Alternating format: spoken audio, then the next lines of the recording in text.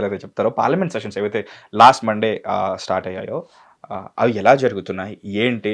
సరే మొత్తం డెసిషన్ తీసుకుంటే మనకి ఎలాగో పేపర్‌లో వేస్తారు కదా! చూద్దాం అనే రోజులు కాదు. We are getting every update correct. లైవ్‌లో అన్నీ తెలుస్తున్నాయి. కరెక్ట్. ఆ డెసిషన్స్ ఏంటి? ఎలా జరగబోతున్నాయి? ఎవరిని రాజీనామా చేయాలంటున్నారు? ఎందుకు చేయాలంటున్నారు? చెయ్యాలన్న వాళ్ళు లైక్ ఎవరైతే ఉన్నారో వాళ్ళొకప్పుడు తీసుకున్న డెసిషన్ ఏంటి? వాళ్ళ పార్టీ వాళ్ళు తీసుకున్న డెసిషన్ ఏంటి? ఎవరినైతే చేయాలంటున్నారో వాళ్ళని ఎందుకు వేలెత్తి చూపిస్తున్నారు? విల్ డిస్కస్ అబౌట్ దట్ అండి. సో అంటే పార్లమెంట్ సెషన్స్ ఎలా అవుతున్నాయంటే మనకు తెలిసిందే. పార్లమెంట్ ఫస్ట్ డే స్టార్ట్ అయినప్పటి నుంచే ఈ పార్లమెంట్ ముట్టడి ఏదైతే ఉందో జరిగింది. So Sir. That was the first day Hmm. Parliament మొదలైంది. దాని తర్వాత I think apart from Sunday continuous నడుస్తూనే ఉంది. సో ఇన్ దట్ వే ఇది 8th or 9th or 10th day ఇది. టు బి ఆనెస్ట్ అంటే parliament every day tax payers మనీతో నడుస్తుందండి. అంటే మనం ఏదైతే సామాన్య ప్రజలు మనం ఏదైతే ట్యాక్స్ కడతామో దాని ఆధారంగా పార్లమెంట్ నడుస్తుంది. కానీ అలాంటి పార్లమెంట్ నడిచేటప్పుడు టు బి ఆనెస్ట్ మీరు విపక్షాలన్నీ గొడవ చేసేస్తూ వాళ్ళు పార్లమెంట్ని స్తంభింపజేసి రోజులు వాళ్ళు ఏమీ అవ్వనివ్వకుండా వెళ్ళినట్టయితే ప్రొడక్టివిటీ లేకపోతే అది మన మనీనే వేస్ట్ అవుతుంది. అగైన్ ఇఫ్ దెర్ ఈజ్ అంటే పార్లమెంట్ జరిగేటప్పుడు దిశానిర్దేశం లేదు, ఒక విజన్ లేదు, ఆ పార్లమెంట్ పెట్టిన దానికి అర్థం లేదు, దాని తర్వాత జరుగుతున్నవి గొడవలు ఉన్నాయి, అందుకే పార్లమెంట్ నడవట్లేదు అని అంటే ఓకే ఫైన్. బట్ ప్రతి ఈ parliament session I think way before నుంచి చెప్తున్నాను, ఇది హిస్టారిక్ సెషన్ కింద ఉండబోతుంది. అంటే బీజేపీ 12 ఏళ్ల పాలనలో this will be the biggest session given FCRA కానివ్వండి, డీలిమిటేషన్, ఉమెన్ రిజర్వేషన్ అని. సో ఇలాంటి బిల్స్ వచ్చినప్పుడు వాళ్ళు దానికి కూడా రన్ అవ్వనివ్వకుండా ఏదో ఒకటి ఇంటర్నేషనల్ టూల్ కిట్ నుంచి వచ్చింది పెట్టి దాని ఆధారంగా రద్దు చేయిస్తామని అంటే ఎంతవరకు సబబు విపక్షాలు ఆలోచించాలి. ఎందుకంటే వాళ్ళ పని కూడా అదే కదా సార్. పాయింటింగ్ అవుట్ అంటే Correct. గాంధీ గారు అన్నట్టు వి గ్రో బై ఫీడ్‌బ్యాక్ అని అంటుంటారు. Yes. వాళ్ళే లేకపోతే కనుక మనం కానీ తెలుసుకోలేము. ఒక్కసారి పార్లమెంట్ సెషన్ ముందర మీరు ఒక ఇష్యూని తీసుకుని వస్తే ఓకే, 2 సార్లు ఓకే, ప్రతి సెషన్ ముందర ఏదో వెస్ట్రన్ దాని నుంచి వచ్చిన ఆధారంగా మీరు దాన్ని బేస్ చేసుకుని సభని స్తంభింపజేస్తాము అంటే అది ఖచ్చితంగా ఏదో ఒక ఇంటెన్షన్ తోనే చేస్తున్నారు కదా. ఎందుకు సార్ పెగాసిస్ అని అన్నారు. సారీ ప్లీజ్ ప్లీజ్ మీరు అడగండి. ఎందుకు వెస్టర్న్ మీడియా పైన ఆధారపడాల్సి వస్తుంది?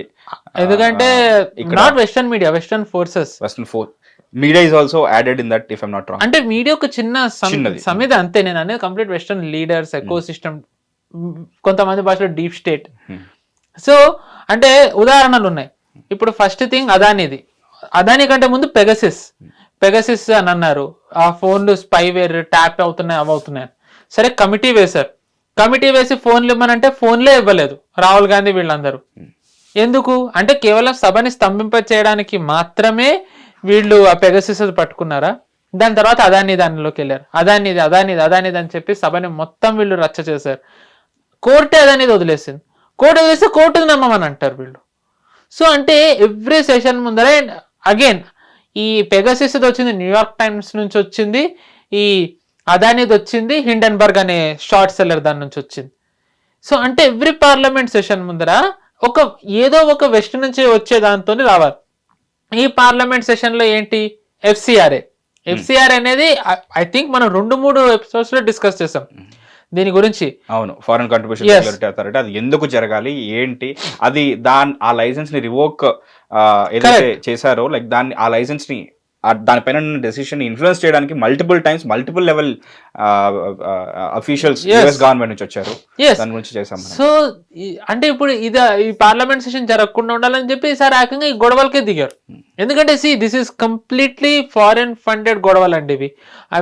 వి షుడ్ నాట్ థింక్ ఇదేదో చాలా విద్యార్థులు లేరనట్లే, విద్యార్థుల ముసుగులో జరిగింది, సాధారణమైన గొడవలు కాదట. ఒక్క 20 రోజులు 200 మంది లేని చోట పార్లమెంటు ముట్టడికి వచ్చేసరికి 2873 మంది హిస్టరీ షీటర్లు ఉన్న వాళ్ళు ఎలా వచ్చేసారు సభల్లో దాంట్లోకి. సో సంథింగ్ ప్రీ ప్లాన్డ్ గా జరిగింది.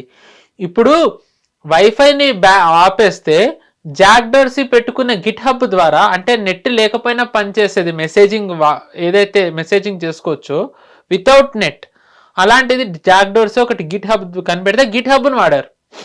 సో ఇంత టెక్, ఇంత ఇన్వెస్ట్మెంట్, ఇంత ఫండింగ్, ఇంత మ్యాన్ పవర్, ఇంత resources without foreign funding it is highly impossible. So అంటే ఒక సెషన్ ఆగడానికి అని చెప్పి ఇంత ఫారెన్ ఫండింగ్ నడుస్తుంటే దీనికి ఒక రకంగా హెల్పింగ్ హ్యాండ్ కింద మన అపోజిషన్ ఉంది. సో దీన్ని బట్టి ఏంటి అంటే in a way opposition is actually with foreign forces than with this nation. And I don't అంటే నేను ఇదేదో వేగ్గా ఇవ్వట్లే. ఐ స్టాండ్ బై మై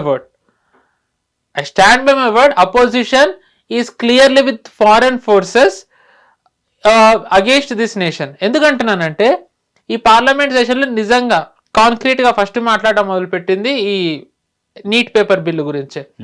ఆ నీట్ పేపర్ బిల్లు గురించి మాట్లాడుతూ ఐఐటిలో టాప్లో ఉన్న ఆయనని, ఐ థింక్ కామకోటి ఆయన పేరు, ఆయనని గోమూత్ర అని చెప్పి ప్రియాంక గాంధీ అని ఐఐటి మెడ్రాస్ గోమూత్ర అని చెప్పారు. దాని గురించి మాట్లాడే ముందర అంటే వీళ్ళకి ఒక్క నిమిషం, ఐఐటి గోమూత్ర అని చెప్పేసి దానిపైన బ్రాండ్ వేయడానికి కారణం ఏంటి sir?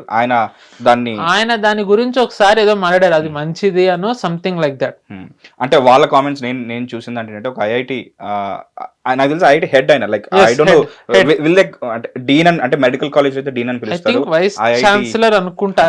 But is very top position Kamakoti గారు. ఆయన ఐ థింక్ ఆయనకి ఏదో అవార్డు కూడా వచ్చింది, పద్మశ్రీని ఏదో ఇచ్చారు అనుకుంటా కూడా.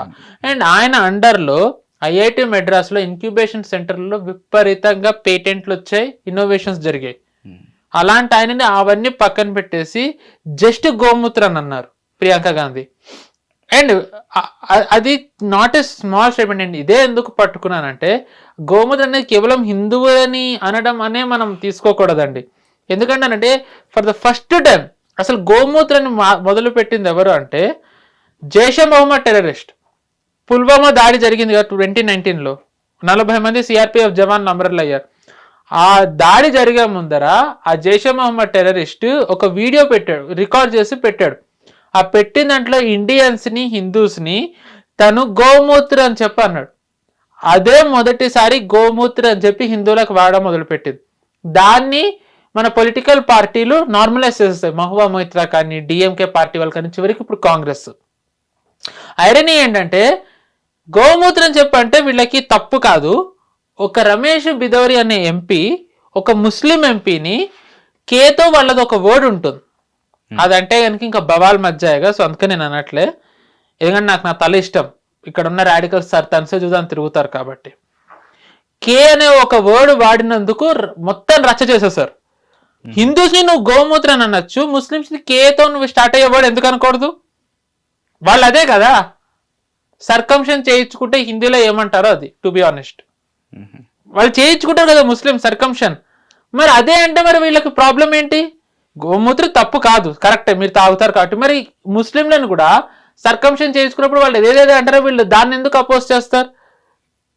సో అంటే ప్రియాంక గాంధీ ఏంటంటే కేవలం హిందువులను అవమానించడానికి, డీహ్యూమనైజ్ చేయడానికి, వాళ్ళని టార్గెట్ చేయడానికి మాత్రమే వీళ్ళు ఈ బ్రదర్ అండ్ సిస్టర్ ఈ సభను వాడుకున్నారు, నథింగ్ మోర్ దెన్ దట్. ఎందుకంటే అంధభక్త్ అనేది జస్ట్ మోదీ సపోర్టర్స్ నే పెడతారు. రాహుల్ గాంధీ ఒక ముందరికెళ్ళి ఇడియట్ అని కూడా అన్నారు ఏకంగా. పార్లమెంట్ లో వాడాల్సిన లాంగ్వేజ్ ఇడియట్, అంధభక్త్. అసలు రాహుల్ గాంధీకి ఆయన I think I don't know 20 ఏళ్ల పైనుంచే ఈజ్ ఎంపీ కింద ఉన్నారు, ఇఫ్ ఐఎమ్ నాట్ రాంగ్, కనీసం 15 years. అంటే పార్లమెంట్ లో మాట్లాడే భాష కూడా తెలియకపోతే ఇంకా 20 ఏళ్లలో ఏం నేర్చుకున్నట్టు. అందుకే రాహుల్ గాంధీని అంటారు ఇంకా నేర్చుకున్నాను అంటే సరే హిమంత బిశ్వ శర్మ అన్నారు, నాది రాహుల్ గాంధీతో ఒకటే ఏజ్, నా కొడుకే ఈ పాటికి అన్ని నేర్చేసుకున్నాడు, రాహుల్ గాంధీ ఇంకా నేర్చుకున్నాడు అంటే మతిస్థిమిత సమంగా లేదని.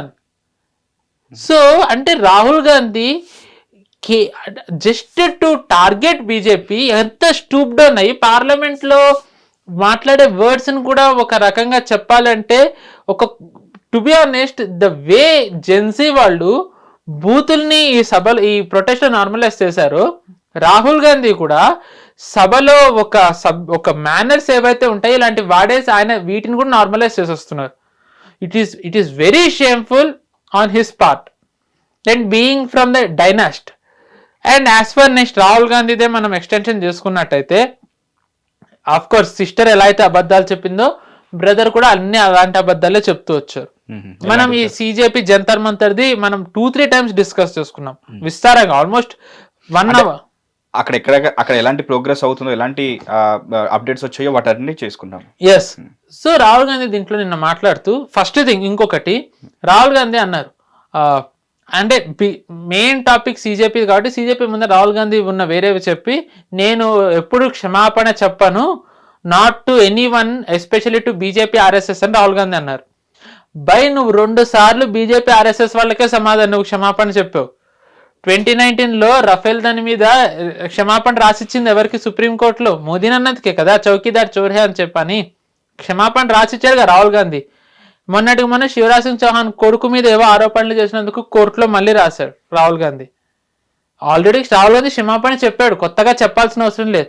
మళ్ళీ మేబీ ఇప్పుడు కేసేస్తే మళ్ళీ చెప్తాడు రాహుల్ గాంధీ. ఏమో ద పాయింట్ ఏంటంటే ఇలాంటివి రాహుల్ గాంధీ క్షమాపణ చెప్పాడని బీజేపీ చెప్పాలి. Again that is some completely different issue.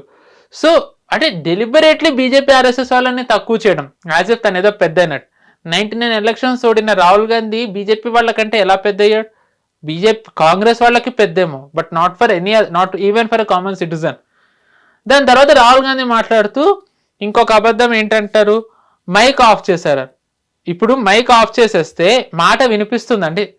Already of course మనకు మైక్లు ఉన్నాయి, బట్ మీరు మామూలుగా వేరే వాటిల్లో కూడా చేశారు కాబట్టి అడుగుతున్నాయి. In case if mic is off, can you hear that person's voice? Obviously you can't. Rahul Gandhi నా మైక్ ఆఫ్ ఉంది అని అంటే ఆ వాయిసే వినిపిస్తుంది. స్పీకర్ అదే అన్నారు, మాట వినిపిస్తుంది, మైక్ ఎలా ఆఫ్ ఉందని అంటే రాహుల్ గాంధీ మైక్ నప్పుడు ఆఫ్ చేశారు. అండ్ ఇదంతా రికార్డ్ అయి ఉంది. ఇదేదో బీజేపీ ఆర్ఎస్ఎస్ వాళ్ళు సృష్టించిన కథ కాదు, ఇది అంతా కూడా లోక్సభ రికార్డింగుల్లో ఉంది. రికార్డింగ్లో ఉన్నది కూడా ఇంత నిస్సిగ్గుగా రాహుల్ గాంధీ అబద్ధం ఎలా చెప్పారు? నాకు టైం ఇవ్వలే. రాహుల్ గాంధీకి ఉన్న స్ట్రెంగ్త్ బట్టి ఆయన ఎంపీస్ది, ఆయనకి ఇచ్చిన టైం 25 నుంచి 30 నిమిషాలు, కానీ ఆయన మాట్లాడింది సుమారుగా 50 నిమిషాలు. అంటే ఇచ్చిన దానికంటే సుమారుగా 2 రెట్లు ఎక్కువ మాట్లాడారు. అంటే ఆయనకి ఇంకా టైం ఇవ్వలేదని ఎలా అంటారు? Now coming to main topic. ఇంకా ఈ చిన్న అబద్ధాలు వదిలేస్తే మేజర్ టార్గెటింగ్ గవర్నమెంట్. ఆయన అంటారు ధర్మేంద్ర ప్రధాన్ రాజీనామాతో మారింది ఏముందని. నేను ఫస్ట్ అన్న ధర్మేంద్ర ప్రధాన్ రాజీనామాతో ఏమీ లేదు అంటే మీరు ఐ రిమెంబర్ యువర్ రియాక్షన్. అందరూ ఒకటంటే ఇతనేంటి ఇంకొకలా అంటాడు అన్నట్టుగా మీరు పెట్టారు. నేను అప్పుడే అన్నా ధర్మేంద్ర ప్రధాన్ రాజీనామా వల్ల ఒరిగేటిది ఏమీ లేదు, రిఫార్మ్స్ ఇంపార్టెంట్ అని. ఇందులో short news, live news, entertainment shows, movies, digital magazines తో పాటు మీ జిల్లా వార్తలను కూడా ఫ్రీగా చూడొచ్చు. ఇంకెందుకు ఆలస్యం, వెంటనే హిట్ టీవీ యాప్ ని డౌన్లోడ్ చేసుకుని ఫ్రీగా ఎంటర్టైన్మెంట్ పొందండి. Hit TV app. Hit TV app. Please download hit TV app. Hit TV app ని ఫ్రీగా డౌన్లోడ్ చేసుకుని ఎంజాయ్ చేయండి. మీకు నచ్చిన ఎంటర్టైన్మెంట్ కోసం హిట్ టీవీ యాప్ ని ఫ్రీగా డౌన్లోడ్ చేసుకుని ఎంజాయ్ చేయండి. హిట్ టీవీ యాప్ ని డౌన్లోడ్ చేసుకుని ఆస్వాదించండి, ఆశీర్వదించండి. ఇంతమంది సెలబ్రిటీలు హిట్ టీవీ యాప్ ని డౌన్లోడ్ చేసుకోండి అని చెప్తున్నారంటే ఎంత మంచి యాప్ ఆలోచించండి. అమెరికా అమెరికాలో చదవాలనుకునే వాళ్ళకి విశ్వసనీయమైన పేరు మన శౌర్య కన్సల్టెన్సీ. UK లో 1 year masters. UK లో 1 year masters. 2 years work permit up to 5 years visa. Contact Saurya Consultancy. Contact 89851 89851.